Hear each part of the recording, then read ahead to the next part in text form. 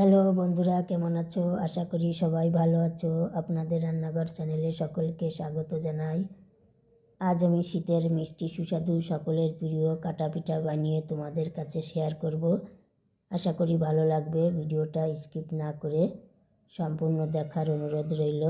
কাটা পিঠা তো তোমরা অনেকেই খেয়েছো, একবার এভাবে বানিয়ে খাবে, দেখবে খুবই ভালো লাগবে।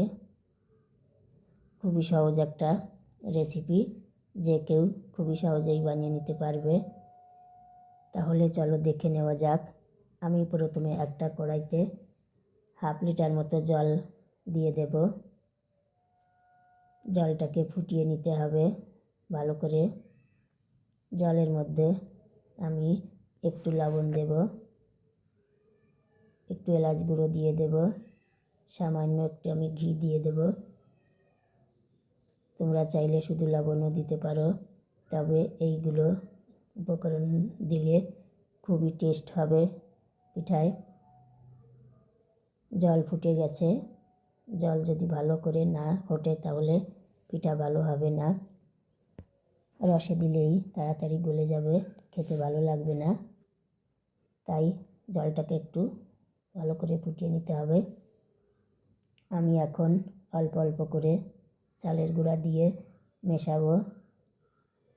মিশিয়ে একটু একটু করে মেশাতে হবে, একটা ডো করে নিতে হবে। নামিয়ে নিয়েছি বন্ধুরা।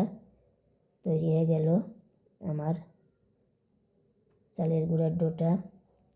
ডোকে আমি একটু ঠান্ডা করে নেব, তারপরে একটু গুঁড়া দিয়ে নরম করে মেখে নেব।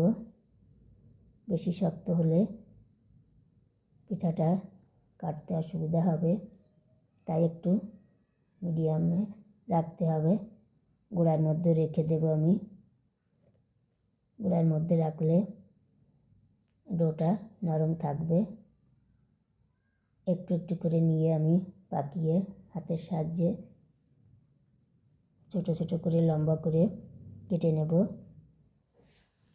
দেখো বন্ধুরা, সবগুলো পিঠা কাটা হয়ে গেছে। এখন আমি পাত্রে তুলে নিয়েছি। পিঠাকে আমি এখন রান্না করব। কড়াইতে জল দেব পরিমাণ মতো। তোমরা চাইলে শুধু দুধ দিয়েও বানাতে পারো। তেজপাতা দেব, নলেন গুড় দেব, চিনি দেব, রস করে নেব। পরিমাণ মতো চিনি গুড় দিতে হবে। ভালো করে ফোটাবো রসটাকে। পিঠাকে দিয়ে জ্বালাবো। পিঠা যখন গলে যাবে তখন আমি দুধ দিয়ে দেব বন্ধুরা। দুধ আগে থেকেই গরম করা ছিল। দুধটা মোষের দুধ ছিল, খুব ঘন ছিল দুধটা। মাত্র 4 চামচ আমি দুধ দিয়েছি, তাতেই পিঠার স্বাদ ভালো হয়েছে। আমি এখন কাজু বাদাম দিয়ে দেব।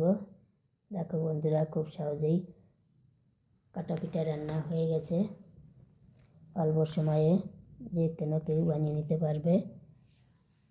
রেসিপিটা যদি ভালো লেগে থাকে তাহলে লাইক, কমেন্ট ও শেয়ার করবে। যেসব বন্ধুরা ফেসবুক থেকে দেখছো প্লিজ আমার চ্যানেলটাকে ফলো করবে। আর যেসব বন্ধুরা ইউটিউব থেকে দেখছো প্লিজ আমার চ্যানেলটাকে সাবস্ক্রাইব করে পাশে থাকবে। নমস্কার।